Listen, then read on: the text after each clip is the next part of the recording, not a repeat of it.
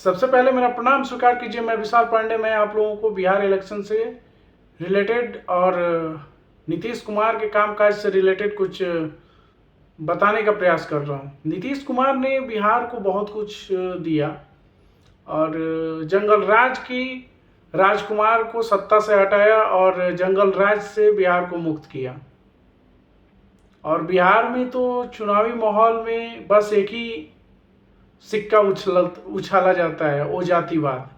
लेकिन इस बार जातिवाद की सिक्का ने हेड और तेल के जगह पे हेड ही चुना है, क्योंकि जिस पार्टी ने जातिवाद की राजनीति जो पार्टी जातिवाद की राजनीति करती है वही पार्टी वो अपने घर और परिवार को संभाल नहीं पा रही है। कभी तेज प्रताप यादव के साथ हो रहा है तो कभी रोहिणी आचार्य के साथ। आरजेडी सुप्रीमो लालू प्रसाद यादव इस पे नजर बनाए रखे हैं। जय बिहार।